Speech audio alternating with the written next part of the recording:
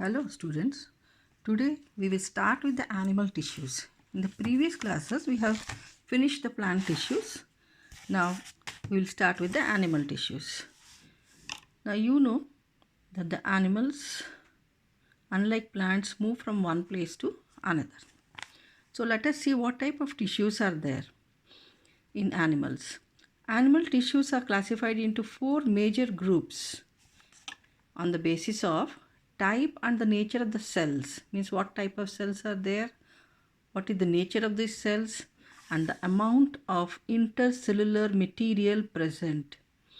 Intercellular material means the material present between the two cells is called as intercellular material, and the function they perform. First type of, so accordingly we have four types of tissues: epithelial tissue, muscular tissue, connective tissue, and nervous tissue. Now we will see the epithelial tissue. First let us see what are the characteristics of this epithelial tissue. Means what type of cells are there, how they are arranged. All this we will see in the characteristics. Epithelial tissue is a thin, continuous, protective layer of cells. Now you can see here these cells are very thin. Leaving this brown part, whatever is there above, that is the epithelial tissue. It is present on a surface. Okay. Now these cells are quite thin. You can see they are tightly packed, means nearer to each other. There is no space between them. And these cells are quite flat. Okay. Now same way, this is also epithelial tissue. Here also the cells are not very thick. They are also thin. Means, and they are also tightly packed with each other. And the shape here is cubical in shape. The shape here is flat shape. And here the same epithelial tissue has long column-like cells. Okay. So, but all these three are epithelial tissue because they all are tightly packed and forms a layer. Okay. Now come back to this.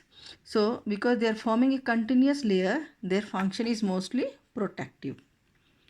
Now, where are they present? Location. They cover the external surface of the body. That means you can see your skin, that is the external surface of the body.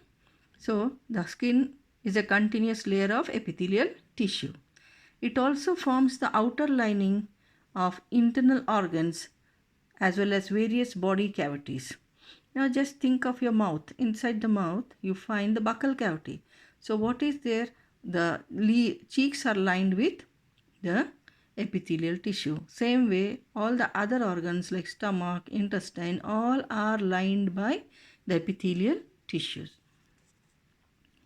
Now epithelial tissues may be flat, cuboidal, or columnar in shape. So we have seen the three shapes. These are flat, cuboidal, or columnar in shape. The epithelial tissue performs various functions such as protection, absorption, secretion, and sensory perception. Now let us see. First one is protection. Your skin protects all the internal parts of your body, isn't it? From various things like the heat, or if you are touching a cold surface, or hot surface. So this is the hot things. This gives the protection, as well as other climatic conditions. Absorption. Now in the small intestine, the digested food is absorbed by the epithelial tissue only, which lines the small intestine, and water is absorbed in the large intestine. So epithelial tissue there function is absorption. Now secretion. Now epithelial tissue is the one that forms the glands like tear glands, salivary glands. So you know salivary glands secrete saliva, tear glands secrete tears. So all the secretions are also done by epithelial tissue. Now sensory perception. Now we already know that there are 5 sense organs in our body. One of the sense organ is your skin. So your skin allows you to feel the heat or touch or pain. So all these sensory perceptions are also done by epithelial tissue. So this epithelial tissue at various places have different functions.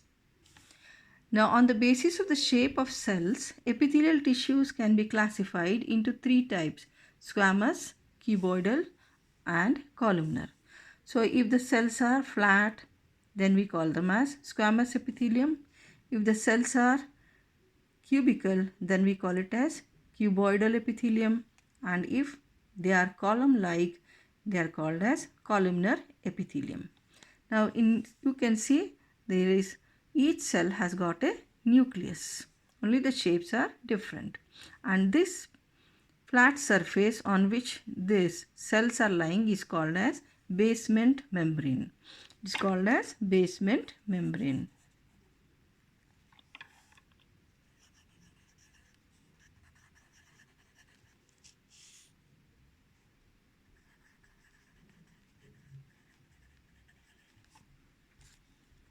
So this basement membrane is present only in case of epithelial tissues. Understood, girls?